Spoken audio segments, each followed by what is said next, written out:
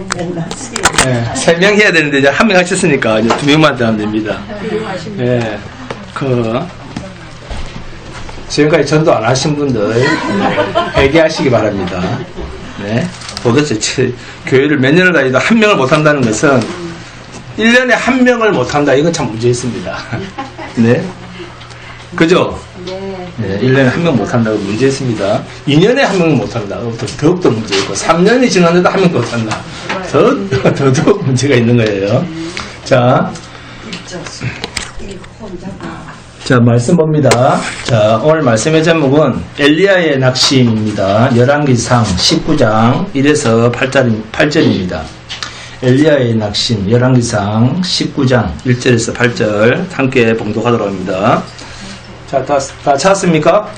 자, 시작. 아합이 엘리야가 행한 모든 일과 그가 어떻게 모든 선지자를 칼로 죽이는지를 이세벨에게 말하니, 이세벨이 사신을 엘리야에게 보내서 이르되, 내가 내일 이맘때에는 반드시 내 생명을 저 사람들 중 한 사람의 생명과 같게 하리라. 그렇게 하지 아니하면 신들이 내게 벌 위에 벌을 내림이 마땅하니라 한지라. 그가 이 형편을 보고 일어나 자기의 생명을 위해 도망하여 유다에 속한 브엘세바에 이르러 자기의 사안을 그곳에 머물게 하고, 자기 자신은 광야로 들어가 하룻길쯤 가서 한 로뎀 나무 아래에 앉아서 자기가 죽기를 원하여 이르되, 여호와여 넉넉하오니 지금 내 생명을 거두어 주옵소서. 나는 내 조상들보다 낫지 못하니이다 하고 로뎀 나무 아래에 누워 자더니 천사가 그를 어루만지며 그에게 이르되, 일어나서 먹으라 하는지라. 본즉 머리맡에 숯불에 구운 떡과 한 병 물이 있더라. 이에 먹고 마시고 다시 누웠더니 여호와의 천사가 또다시 와서 어루만지며 이르되, 일어나 먹으라. 내가 갈 길을 다 가지 못할까 하노라 하는지라. 이에 일어나 먹고 마시고 그 음식물의 힘을 의지하여 40주 40야를 가서 하나님의 산 호렙에 이르니라. 아멘.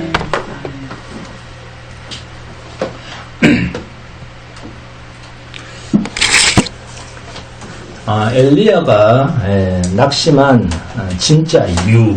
네. 그럼 지금까지는 가짜였냐? 그건 아닙니다. 그건 아니고, 성경에서 아주 유명하기도 한 이 장면이, 엘리야가 나가 이렇게 심하게 좌절하게 된 원인은 무엇 때문이었고, 또 하나님은 이 원인을 어떻게 드러내시면서 이 엘리야를 회복해 나가시는가 하는 이겁니다. 우리가 인생을 살다가 갑작스러운 인생의 사고 앞에 모든 것이 무너지는 듯한 경험을 누구나 한두 번쯤은 경험을 했거나 또는 하게 될 것입니다. 이것은 누구나 비껴갈 수 없는 엄연한 사실입니다.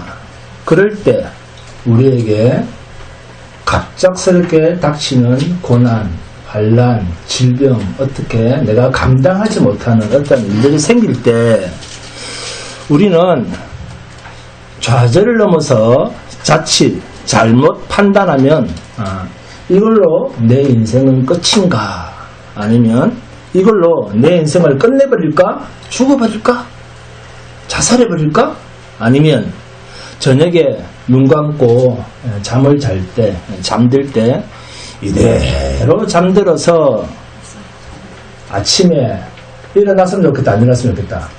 안 일어났으면 좋겠다. 네? 즉 아침이 안 왔으면 좋겠다. 이런 심정이 들 정도의 충격이 있은 적이 여러분도 있을 것입니다.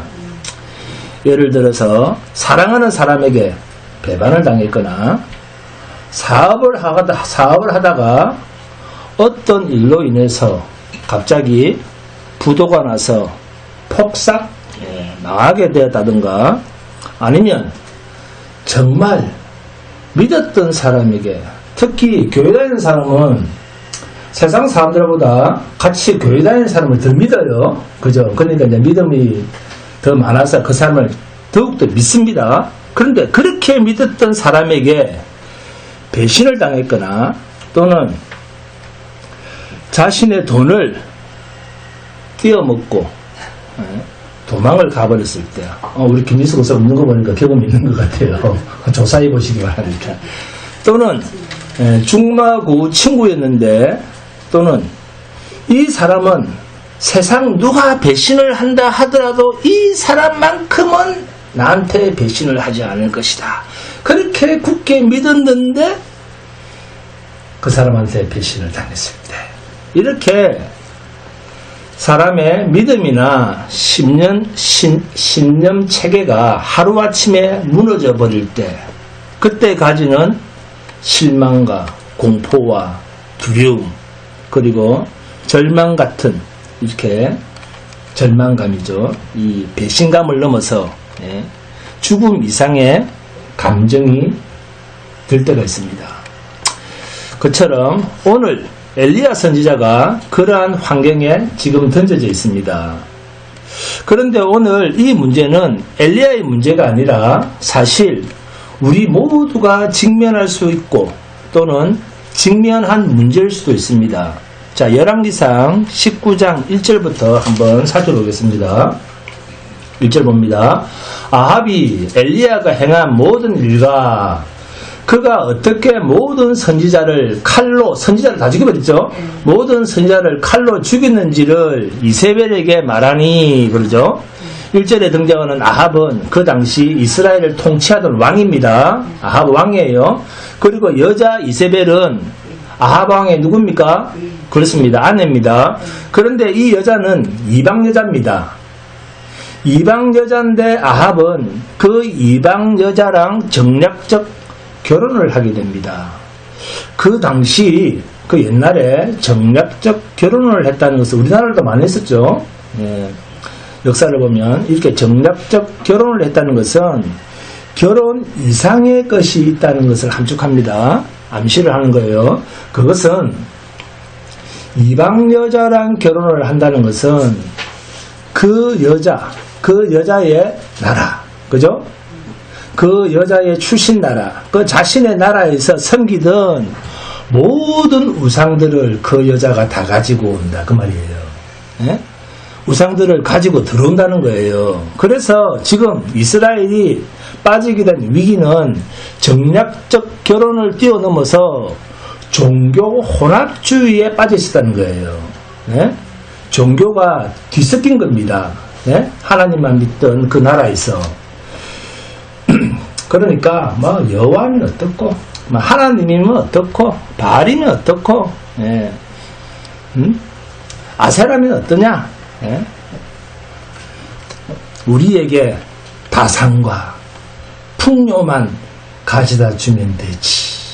그냥 나만 잘 살게 해주는 신이면 되지. 이렇게 되는 거예요.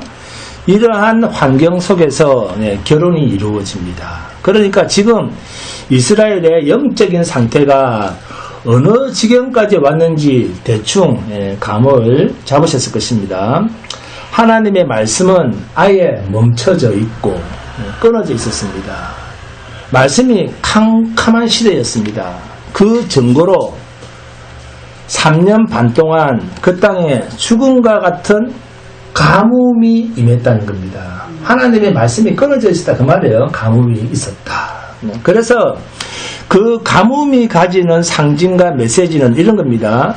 하나님의 징벌의 차원이 컸습니다. 네? 영적인 캄캄함이 온 땅을 뒤덮고 있었습니다. 종교 혼합주의, 종교 열광주의, 무신론, 내가 내 주먹을 밀지, 이런 것들이 백성들의 마음을 옹골차게 지배하고 있었습니다. 이런 종교적 상황에서 엘리야가 450대 1의 어마어마한 격전을 어느 산에서? 갈멜산에서 벌이게 됩니다. 그리고 뜻밖에도 엘리야가 완전히 KO성으로 승리하게 됩니다. 그 결과로 450명의 아합의 바알 선지자들을 엘리야가 기손 시내로 끌고 가서 모조리 죽여버립니다. 그 모든 것을 목격한 사람 중에 한 사람이 아합 왕입니다. 이 모든 사실을 남자는 세계를 다스리나. 그 남자를 다스리는 사람은 누구다? 여자다. 그 여자가 더 세다 그 말이에요. 네. 그 말처럼 이제 아합 왕은 실제 실권자인 자신의 누구?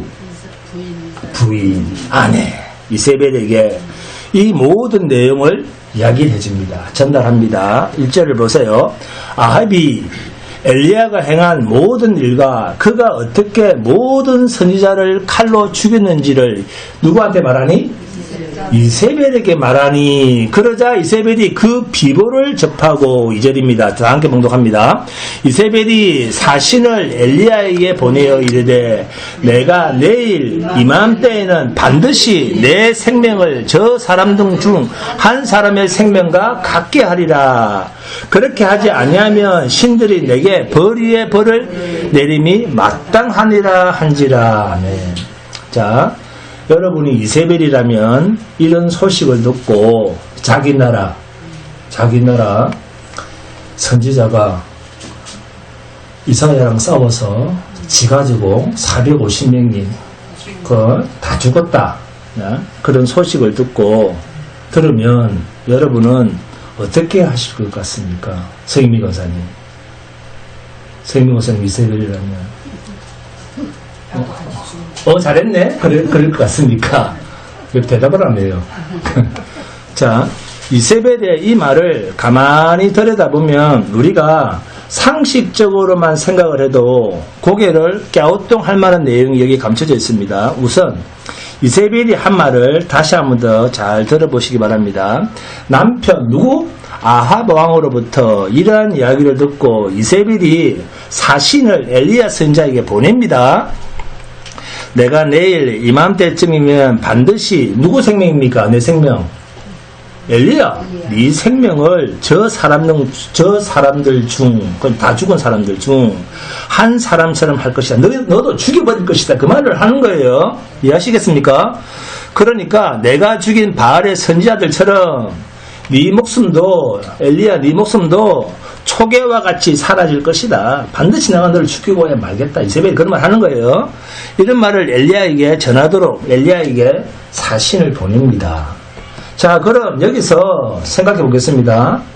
조금 이야기가 이상하지 않습니까? 아니, 이 정도 실권을 가지고 있고 그 정도 권력자라면 굳이 엘리야 선지자에게 고지하고 이야기하고 말고 할 게 뭐가 있습니까?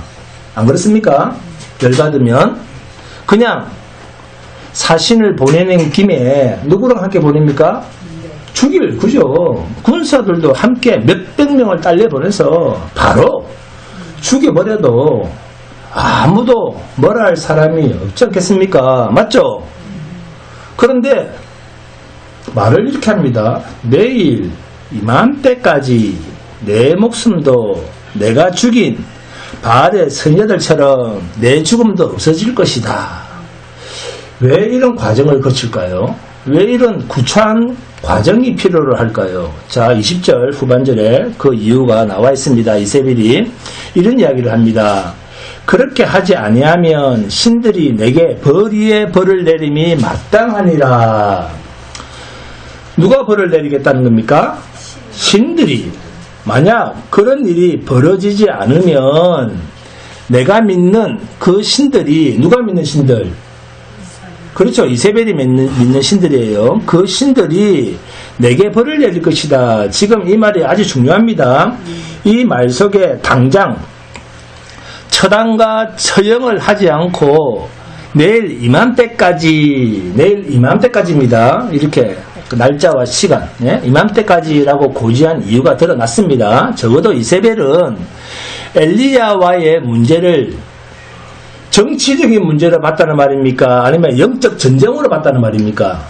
그렇습니다. 영적 전쟁으로 봤다는 말이에요. 중요한 이야기입니다. 영적인 전쟁으로 봤다는 말입니다. 그래서 신들이 내게 벌을 내릴 것이다. 이런 표현을 여기서 담아내고 있는 겁니다. 즉, 엘리야, 네가 한 짓은 나에 대한 극명한 도전인데 이 싸움을 정치적 싸움으로 이해를 하지 않고 영적 전쟁, 영적인 전쟁으로 구도를 이해하고 있습니다. 그러니까 이 사건은 영적인 전선을 가지고 봐야 됩니다. 자, 우리도 그리스도인으로서 이 세상에 살면서 세상 속의 모든 구도를 어떤 전쟁의 전선으로 이해를 하느냐 하는 게 대단히 중요합니다. 아시겠습니까? 네. 세상 싸움을 크기의 싸움으로 이해를 하느냐 아니면 어떤 소속의 싸움으로 이해를 하느냐, 이것을 어떤 싸움으로 이해를 하느냐에 따라서 그에 따른 전략과 전술이 달라져야 됩니다. 이세벨은 정확하게 이 전쟁을 무슨 전쟁으로 이해를 했다고요? 영적인 전쟁으로 이해를 했습니다. 그래? 내일 이맘때까지 네 목숨이 부재하는가 보자. 그러니까 내가 일을 안 하더라도 너는 죽을 것이다. 이렇게 우리가 사는 거 한번 보자.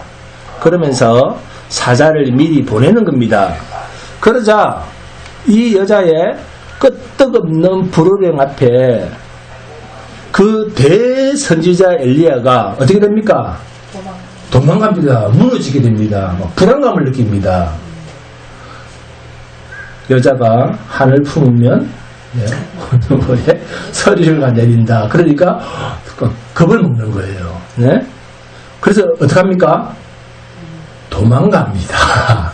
네? 이 선지자가 도망갑니다. 레생자가 도망을 가서 어느 나무 아래? 로뎀 나무 아래서 널브러져서 하나님 이제 됐습니다. 그냥 여기서 하나님과 내랑 그냥 끝냅시다. 저 더 이상 이 땅에서 숨 쉬고 살 수가 없습니다. 그러니까 살 이유도 없습니다. 여기서 저 좀 살려주세요 하지 않습니다. 그죠? 엘리야 인생이 얼마나 힘이 들면 이런 고백을 하겠습니까? 자, 그리고 이런 고백을 하는 사람이 우리 중에도 있죠. 목사님, 저녁에 잠자리에 들면 아예 아침에 안 왔으면 좋겠습니다. 이런 생각이 저는 늘 들어요. 네? 저녁이 되면 아침에 안 왔으면 좋겠다. 네? 얼마나 힘이 들면 그런 소리를 하겠습니까? 네. 지금 엘리야는 이 이상의 커다란 낙심에 떨어져 있습니다. 자, 어떻게 하면 좋겠습니까? 그래서 우리는 이 사람의 엘리야의 낙심의 정체를 자 먼저 한번 보도록 합니다. 3절 봅니다. 3절. 그가 이 형편을 보고 일어나 자기의 생명을 위해 도망하여 유다에 속한 브엘세바에 이르러 자기의 사안을 그곳에 머물게 하고 하면, 그가 이 형편을 보고 일어나 자기의 생명을 위해 도망했다. 자, 이것만 보면 이렇게 생각을 할 수가 있습니다. 되게 엘리야가 겁먹었나 보다. 실권자 이세벨이 사자를 보내서 너 내일이면 네 목숨이 끝날 거야. 그러니까 엘리야가 혼비백산했나 보다. 그래서 목숨을 위해서 도망을 갔나 보다. 이렇게 볼 수가 있습니다. 그런데 이 본문을 조금 더 자세히 들여다봅니다. 이 형편을 보고 줄을 긋습니다. 이 형편을 보고라는 이 라라고 하는 히브리 말의 원 의미는 그런 의미가 아닙니다. 이 말은 두렵고 공포스럽다라는 그런 의미가 아니라 라라는 말은 숙고하다 그런 뜻입니다. 조망하다, 번민하다라고 하는 뜻입니다. 즉 엘리야가 이 문제로 깊이 생각해 봤다는 겁니다. 깊이 생각해 본 결과 이게 뭐지? 사실 엘리야의 마음속에는 자신이 예상하고 예측한 것과는 다른 빗나간 결과를 맞이했다 그 말입니다. 네? 왜죠? 보세요. 갈멜산에서 자 450대 1, 그러니까 그 450대 1의 결투를 벌였습니다. 그리고 바알 선지자들을 기손 시내가로 끌고 가서 그 450명의 바알 이 선자들을 다 죽여버렸습니다. 그죠? 그것뿐만이 아닙니다. 기도로 손바닥만한 구름을 띄우더니 3년 반 7억 같은 가뭄의 땅에 단비를 쏟아내는 기적을 만들어냈잖아요. 그죠? 이것을 경험한 이후에 더 큰 문제는 아합도 이세벨도 그걸 보면서도 오히려 겁을 먹거나 아이고 하나님 회개합니다 그렇게 한 게 아니라 미동도 하지 않았다는 겁니다. 이 둘이 아합 왕이나 이세벨도 꿈쩍을 하지 않더라는 거예요. 네?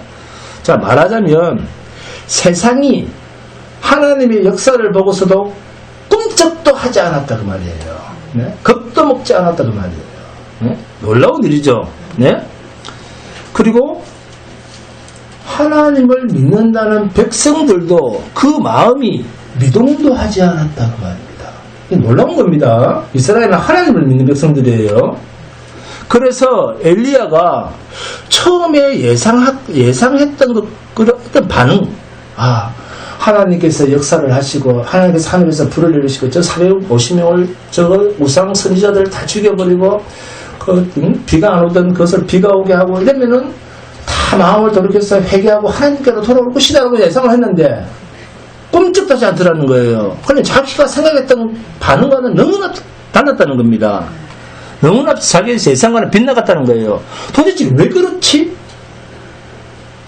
그러면서 생각해봤다는 겁니다. 숙고하고 조망하고 번민한 가운데 이 형편을 보고 일어나 도망하여. 이 라는 말은 자기가 가지고 있었던 신념 체계가 무너져 내리는 내적인 충격을 엘리야가 지금 받았다 그 말입니다. 네? 자, 그러면 여러분에게 한번 여쭤봅니다. 엘리야가 믿고 있던 생명보다 더 귀중한 신념 체계는 지금까지 뭐였다는 겁니까? 여호와에 대한 신앙이었습니다. 하나님에 대한 신앙이었습니다. 그런데 그 하나님에 대한 신앙, 믿음, 신념 같은 게 갑자기 무너져 버릴 때 그게 죽음 같은 것이겠습니까? 아닙니다. 그 이상의 문제입니다. 그래서 엘리야는 완전히 털고 어떻게 했다고 되어 있느냐 하면 생명을 위해 바로 이 네페시라고 하는 말은 생물학적인 목숨을 말하는 것이 아닙니다. 이 네페시라고 하는 말은 신념, 자신이 믿고 있던 체계를 말합니다. 그런데 지금 그게 무너진 겁니다. 그래서 어떻게 됐다고 되어 있습니까? 도망하였다. 도망했다라는 이 에라크라고 하는 히브리 말은 무서워서 막 도망갔다 그런 말이 아니라 이게 어떻게 된 거지? 하면서 고민하고 숙고하고 번민한 끝에 뭐 했다? 손 틀었다 그 말입니다. 나 이제 목사 안 할래. 이렇게 됐다는 거예요. 에? 나 이제 선지자 안 할래. 이렇게 했다는 거예요. 그 말입니다. 이건 아니다. 이건 아니지. 내가 믿는 어떤 하나님? 전지전능하신 하나님인데 이건 뭔가 잘못된 거다. 자, 이런 결과가 나와서는 안 된다. 이렇게 엘리야가 그러니까 엘리야가 생각했던 것과는 다른 결과를 만들어내시는 하나님, 이 하나님을 엘리야가 본 거예요. 내 생각대로 안 되더라는 거죠. 네?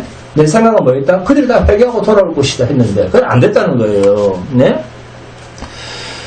그래서 생명을 위해 도망갔다는 말은 이건 아니다. 이건 뭔가 잘못됐다. 그래서 손 틀고 엘리야는 떠나버렸다. 그 말입니다. 그리고 로뎀나무 밑에서 엘리야가 그 로뎀나무까지 도착을 합니다. 자, 로뎀나무라고 하는 말은 가시떨기, 자, 팔레스타인 지방 어디에서나 흔히 볼 수 있는 그런 잡목인데 이것을 의역하면 자, 시궁창이라고 하는 뜻입니다. 로뎀이라는 말을 의역하면 시궁창 그런 뜻이에요. 이것이 로뎀이라고 하는 말입니다. 거기에 누워서 어디에 누워서? 시궁창에 누워서 그 로뎀나무라는 그 뜻이에요. 그러니까 시궁창에 누워서 엘리야가 목숨을 끊는 고백 하나를 하나님께 합니다. 이게 달까? 이게 전부인가? 아니면 뭔가 더 있지 않을까? 네, 맞습니다. 뭔가 더 있습니다. 자, 4절을 함께 봉독합니다. 시작. 자기 자신은 광야로 들어가 하룻길쯤 가서 한 로뎀나무 아래에 앉아서 자기가 죽기를 원하여 이르되 여호와여 넉넉하오니 지금 내 생명을 거두시옵소서. 나는 내 조상들보다 낫지 못하니이다 하고 아멘. 그 로뎀나무 아래에 앉아서 죽기를 구하는데, 자, 이런 표현들입니다. 내 조상들보다 낫지 못하다. 이 말은 단순한 비교에서 나오는 콤플렉스가 아닙니다. 여기에는 매우 중요한 자기 고백이 감춰져 있습니다. 내 조상들보다 낫지 못하다. 이 말은 단순한 콤플렉스에서 온 말이 아니라, 자, 10절을 함께 봅니다. 10절 시작. 그가 대답하되 내가 만군의 하나님 여호와께, 자, 뭐가 유별하죠? 열심히 유별하오니. 이 특심 그 있죠.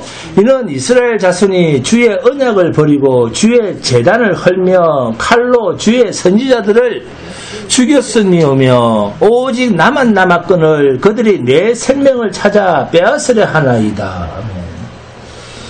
이게 무슨 말입니까? 이런 이야기입니다. 내가 그렇게 열심히 목회를 했는데, 그렇게 열심을 부리는데, 내가 주님이 피로 사신 교회를 위해서 내 청춘을 바치고, 저도 제 청춘 한 20년 바쳤어요. 지금. 내 청춘을 바치고 목숨을 걸었는데 결과는, 만들어진 결과는 믿을 수 없는 10명도 안 되는 신자가 있습니다. 주여, 이거 도대체 어떻게 됩니까? 이게 된 거예요. 네. 믿을 수 없는 결과만 지금 나타났습니다. 네? 안군대 집사는 전도도 안 하고요. 김일성 거사도 안 하고요. 도대체 어떻게 된 겁니까? 이렇게 된 거예요. 네? 그래서 도대체 이게 뭘까? 하나님이 불렀다는데 도대체 이러면서 이제. 그래서 나만 홀로 남았다는 겁니다. 하나님, 내가 얼마나 열심을 했는데 하나님 아시지 않습니까? 저도 처음 개척했을 때 오후 2시부터 오후에 끝나면 밤 9시까지 전도지 돌렸어요. 온 동네를. 그러다가 안건대 집사님 한 명 만났습니다. 아, 그러다 우리가 김혜식 강사님 만났구나. 그러니까 얼마나 헌신했는지 아십니까? 다 드렸습니다. 제 인생을. 이 이야기를 한 번만 합니까? 14절입니다. 함께 봉독합니다. 시작. 그가 대답하되 내가 만군의 하나님 여호와께 열심히 유별하오니 이는 이스라엘 자손이 주의 언약을 버리고 주의 제단을 헐며 칼로 주의 선자들 죽였음이 오며 오직 나만 남았거늘 그들이 내 생명을 찾아 빼앗으려 하나이다. 아멘.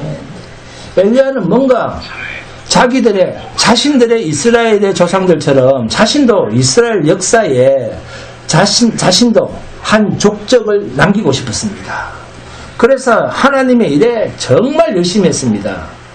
이렇게 2번이나 강조할 정도로 열심히 했습니다. 그런데 남은 사람은 내 혼자입니다. 자기 혼자입니다. 그래서 이런 고백을 하는 겁니다. 그래서 자기 조상들보다 못하다. 그러니까 자기가 이때까지 헌신하고 열심을 내며 걸었던 모든 것들이 한순간에 무너진 경우가 지금 이 엘리야와 같은 경우다. 그 말입니다. 그러면서 이런 표현을 합니다. 10절입니다. 함께 봉독합니다. 그가 대답하되 내가 만군의 하나님 여호와께 열심히 유별하오니 어떤 하나님이라고 표현하고 있습니까? 만군의 하나님 여호와 짜바 엘로힘입니다. 왜 만군이라는 이 군사적 용어를 썼을까요? 적어도 내 열심과 하나님, 만군의 하나님이시라면 이런 결과는 아니잖아요. 이건 아니지 않습니까? 내가 이겼는데 이긴 사람이 도망갈 수가 있습니까? 말이 안 되잖아요. 내가 이겼는데 이건 아니지 않습니까? 하나님 이야기입니다. 짜바 하나님, 네? 짜바 하나님이시라면 내가 그런 만군의 하나님께 그렇게 열심을 냈다면, 헌신을 했다면 하나님 모든 인생의 결론이 이렇게 나서는 안 되잖아요. 내가 잘 살아야 되는 거잖아요. 이 말이에요. 이게 뭡니까? Why me? 왜 납니까? 뭐 우리 그런 말 기도하죠. 고통스러울 때 나만 홀로 남았습니다. 그래서 우리는 이 엘리야의 낙심이 어디서부터 오게 되었는가를 추적해 들어가야 됩니다. 이 사람이 왜 이렇게 되었을까? 네?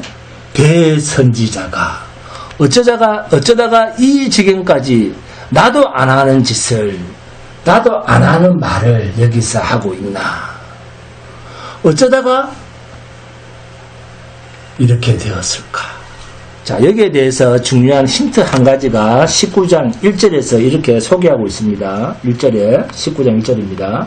아합이 엘리야가 행한 모든 일과 그가 어떻게 모든 선지자를 칼로 죽였는지를 이세벨에게 말하니, 그러면 갈멜산에서 무슨 일이 생겼는지를 한번 살펴봅니다. 열왕기상 18장 19절 봅니다. 함께 봉독합니다. 열왕기상 18장 19절입니다. 시작. 그런즉 사람을 보내 온 이스라엘과 이세벨의 상에서 먹는 바알의 선지자 450명과 아세라의 선지자 400명을 갈멜산으로 모아 내게로 나오게 하소서. 이것이 바로 그 유명한 850대 1의 영적 전쟁, 영적인 전쟁을 누가 먼저 지금 제안을 하고 있습니까?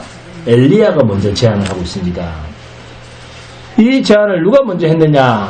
굉장히 중요합니다. 누가 먼저 제안하고 있습니까? 엘리야입니다. 엘리야가 먼저 제안을 합니다. 그러면 우리 갈멜산에서 맞짱을 한번 떠보자.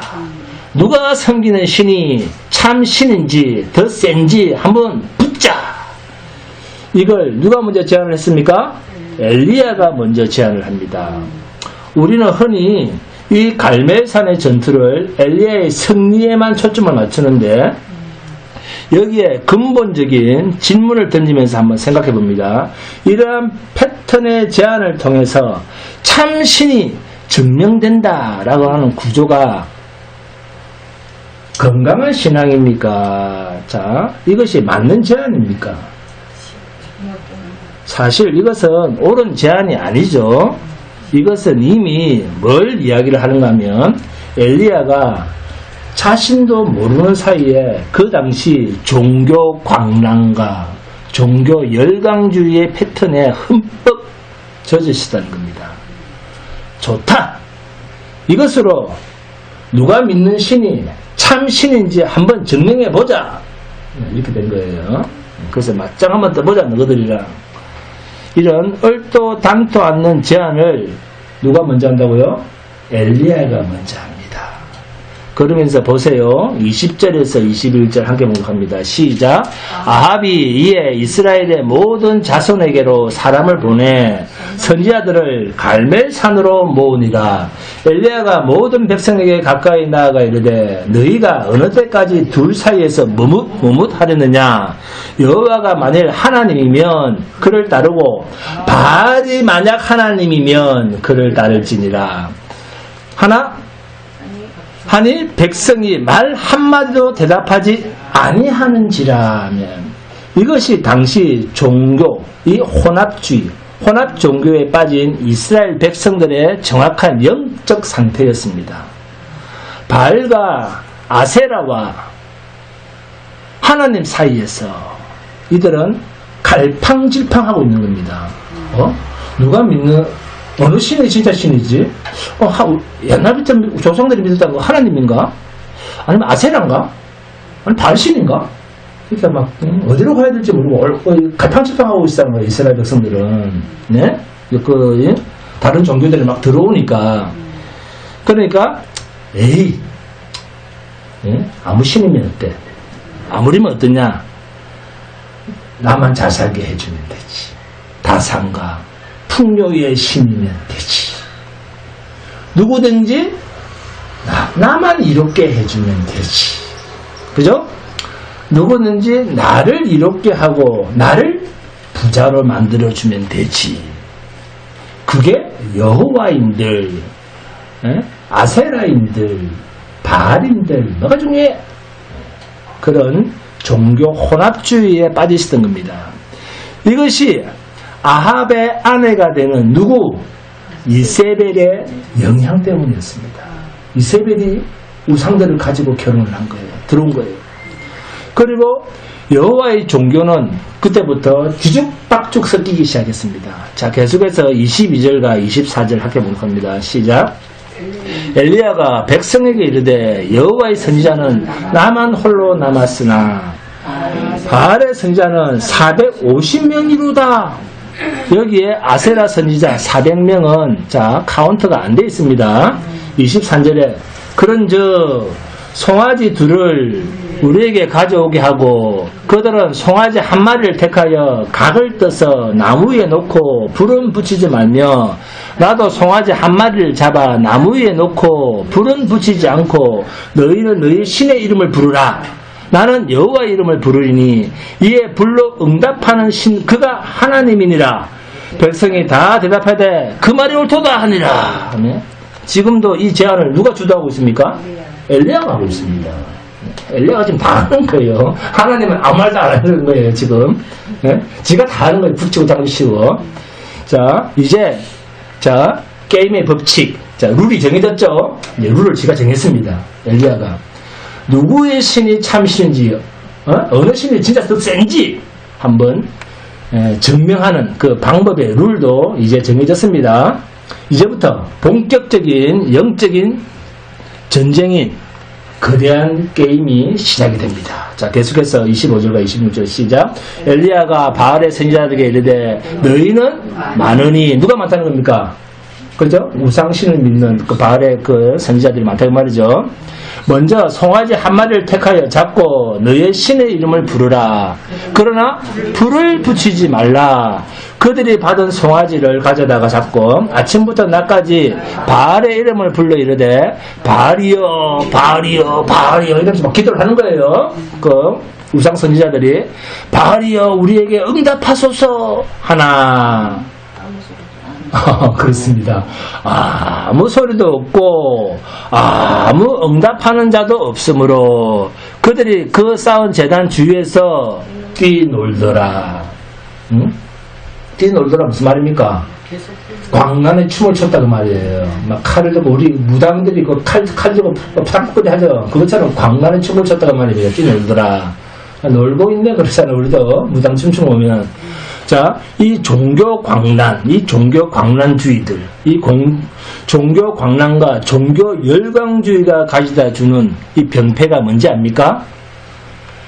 종교라고 하는 것은 그 정체가 갈수록 점점 그 종교성이 심화되도록 되어 있습니다. 어떤 데 빠지면 잠잠 거기에 푹 빠지게 되어 있어요. 네, 그런 거예요. 그래서 이것을 뭐라 부른다? 종교 열광주의라 부르는 거예요. 그래서 막 자기 아들도 죽은 시체도 막 부활할 거다 하면서 내버려놓고 그걸 하잖아요. 네? 이 열광주의와 맞물리면 뭐가 일어납니까? 광란이 일어납니다. 완전 미친 증세가 나타나면 광란이 일어납니다. 자 보세요. 바알 선지자들이 아무 소리도 없으니까 그렇게 막 부닥거리라고 해도 하늘에서 소리가 있습니까 없습니까? 아무 소리도 없습니까? 뭐합니까? 더 뜁니다. 어디 위에서? 작두 위에서 푸닥푸닥 더 뛰는 거예요. 그쵸? 자, 그 다음 27절 보세요. 함께 봉독합니다. 시작. 정오에 이르러는 엘리야가 그들을 조롱하여 이르되 큰 소리를 불러라. 더 큰 소리를 하지. 더 크게 불러봐. 이런 거예요. 큰 소리를 부르라. 그는 신인즉 묵상하고 있는지 혹은 그가 잠깐 슈퍼마켓 갔는지 잠깐 나갔는지 혹은 그가 길을 행하는지 혹은 그가 잠이 들어서 깨워야 할 것인지 하매 네가 믿는 신 지금 잠자고 있는가 보다. 그러니까 깨워야 되지 않겠냐. 그래서 놀리는 거예요. 아침부터 시작한 광기가 계속 하다가 정오까지 이어집니다. 그걸 보고 엘리야가 조롱을 하고 있어요. 야, 너 것이 외출 갔냐? 자냐? 슈퍼마켓 갔냐? 뭐 이렇게. 그럼 깨워라. 약을 바짝바짝 올립니다. 이렇게 약을 올리니까 28절입니다. 이에 그들이 큰 소리로 부르고 그들의 규례를 따라 그들도 규례가 있죠 보니까 그죠? 규례를 따라 피가 흐르기까지 무슨 말입니까? 자기 몸을 자해를 하는 거예요. 막 그 배를 가르고 막 이렇게 하는 거예요. 막 그 손목 긋고 막 피내고 하면서 막, 예? 그 하나님 그들도 하나님이라 부르죠. 막 그렇게 부르는 거예요. 막 자기 몸을 자해하면서까지 막 피가 흐르기까지 칼과 창으로 그들의 몸을 상하게 하더라. 예? 우리 김영석 집사님 잘 읽으시네요. 할렐루야. 감사합니다. 예? 저는 글을 잘 읽는 사람을 좋아합니다. 자, 이런 일들이 대명천지, 오늘날에도 세계 곳곳에서 일어나고 있습니다. 네? 자기 몸을 상하게 한다거나 또는 엘리야 안찰, 이런 말입니다. 엘리야 안찰, 그 기도는 함부로 가면 안 됩니다. 네? 엘리야 안찰이라고 해서 찾아오는 사람들 때려서 죽이기도 합니다. 뉴스 보잖아요. 앙도에서는 그죠? 네?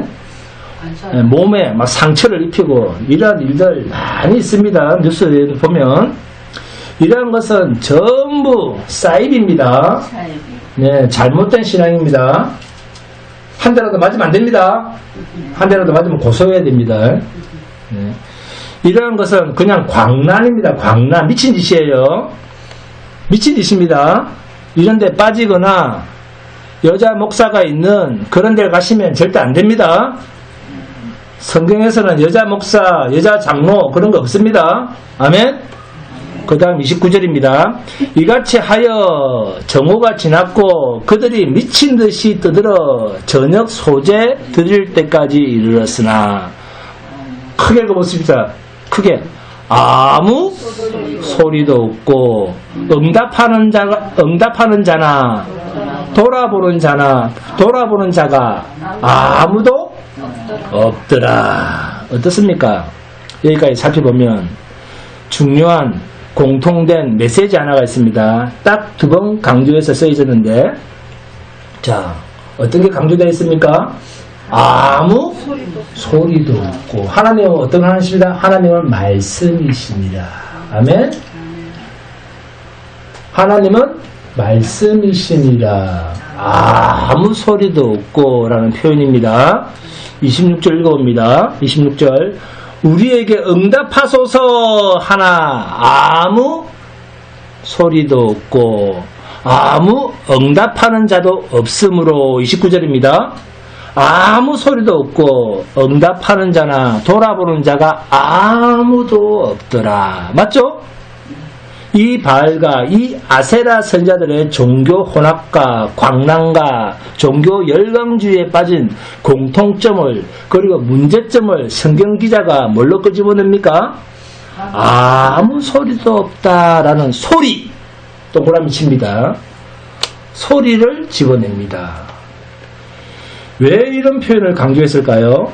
이 시대가 하나님의 음성이 들려지지 않는 시대다 그 말입니다. 하나님의 음성이 들려지지 않던 시대다. 하나님의 어떤 음성도 들려지지 않는 하나님의 음성이 끊어진 시대다 그 말입니다. 그 시대는 암흑의 시대였습니다. 그 암흑의 시대에 하나님의 말씀이 끊어진 시대에 엘리야는 어떻게 했을까? 어떻게 되었을까요? 18장 봅니다. 18장 36절에서 40절을 봅니다. 저녁 소재 드릴 때 이르러 선지자 엘리야가 나아가서 말하되 아브라함과 이삭과 이스라엘의 하나님 여호와여 주께서 이스라엘 중에서 하나님이신가? 내가 주의 종인 것과 내가 주의 말씀대로 이 모든 일을 행하는 것을 오늘 알게 하옵소서. 여호와여 내게 응답하옵소서.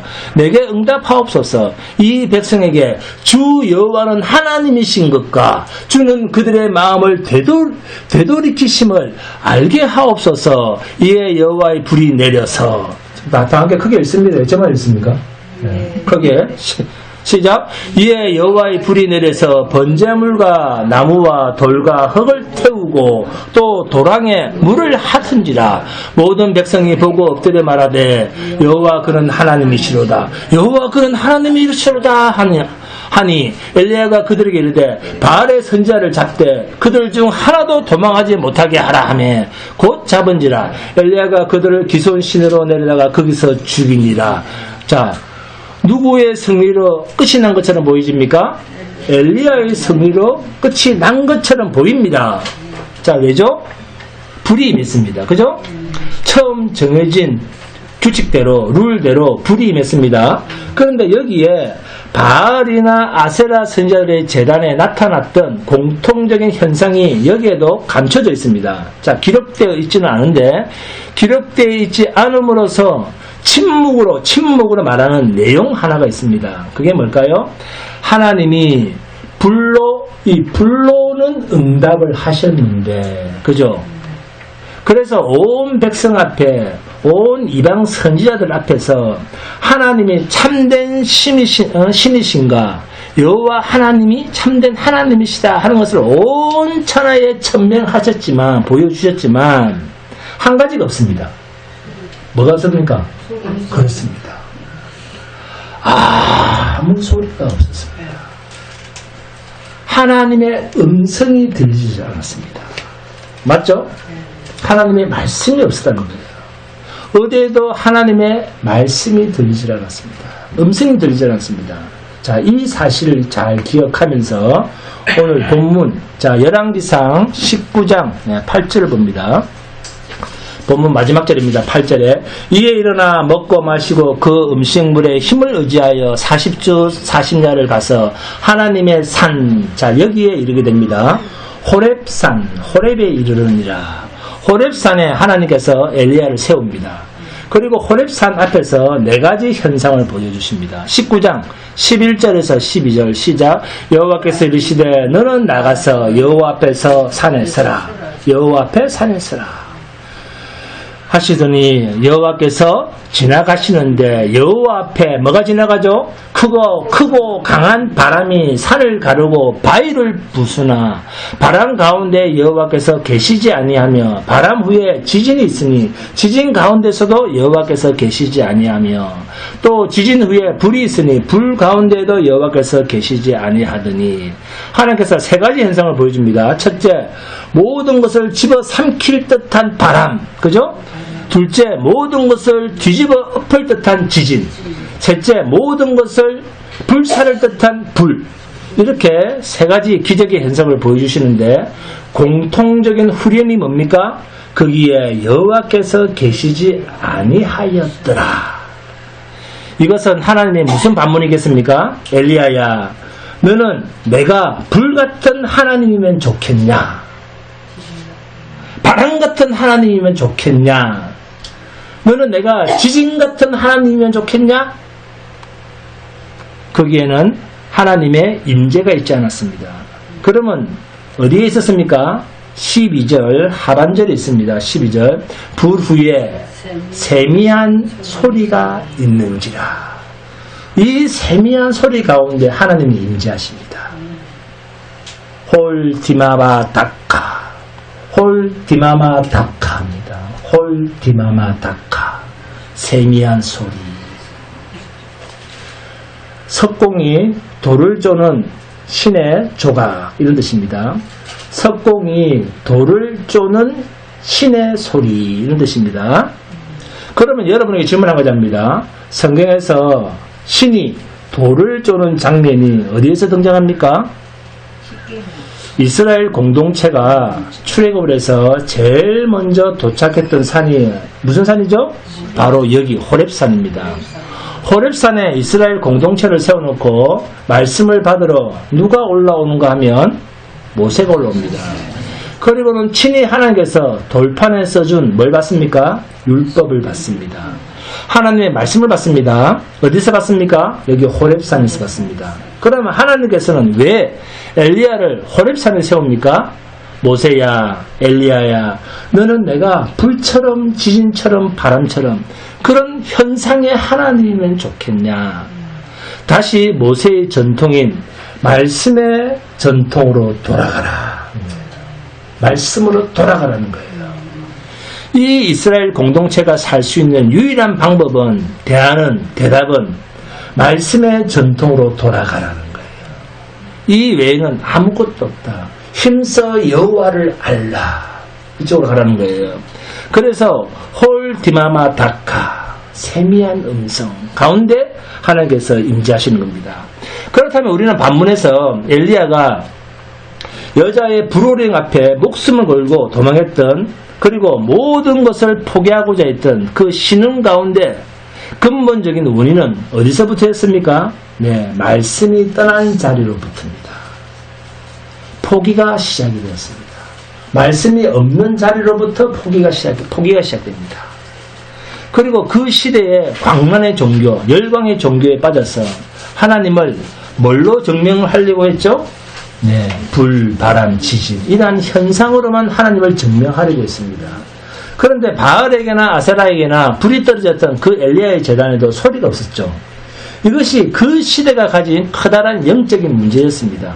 성도는 하나님의 말씀을 사랑하고 사모해야 합니다.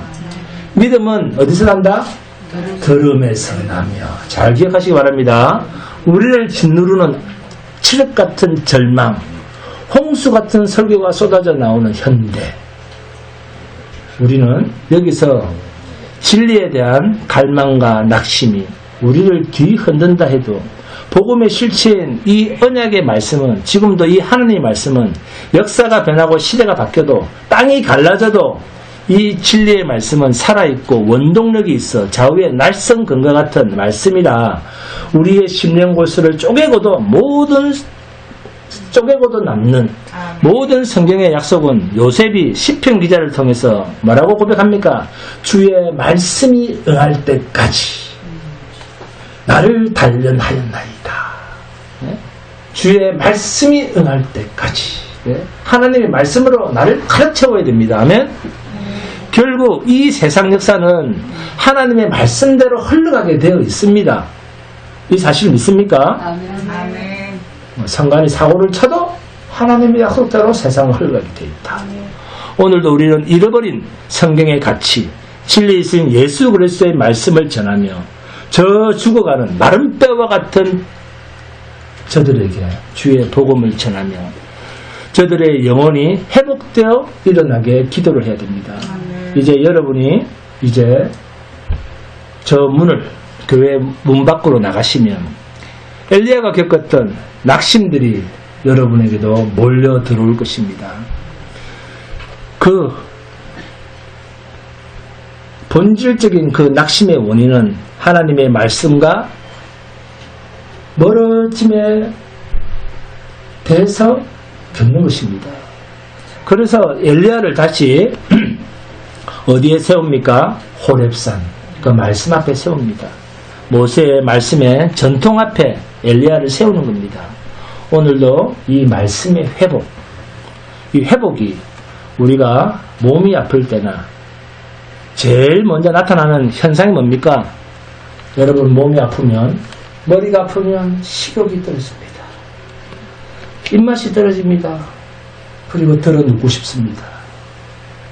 내가 몇 날 며칠씩 말씀을 읽지 않는데도 내 심령이 아무렇지도 않다. 하루에 성경을 세 장을 안 읽어도 아무렇지도 않다. 회개하셔야 됩니다. 아시겠습니까? 하루에 성경 몇 장을 읽어야 됩니까? 3장은 반드시 읽어야 됩니다. 그렇게 읽지 않는다는 사람은 오늘부터 눈물을 찔찔 짜면서 회개하세요. 문제가 생깁니다. 아무리 칠흑 같은 어둠이 우리를 겁먹게 할지라도 하나님이 주신 언약의 말씀을 붙들고 이 약속대로 인간 역사는 진행되고 이루어집니다. 이 성경의 가치를 다시 굳게 붙드는, 성경의 전통적 말씀을 붙드는 그 용기와 믿음 있기를 주님의 이름으로 축복합니다. 두 번째는 내 영혼 속에서 잃어버렸던 그 말씀의 식욕을 이 말씀을 통해서 회복하는 동기가 되게 하여 주옵소서라는 이 고백이 여러분의 신앙 고백이 되시기를 주님의 이름으로 축원드립니다. 성령 찬송합니다. 찬송가 54장입니다.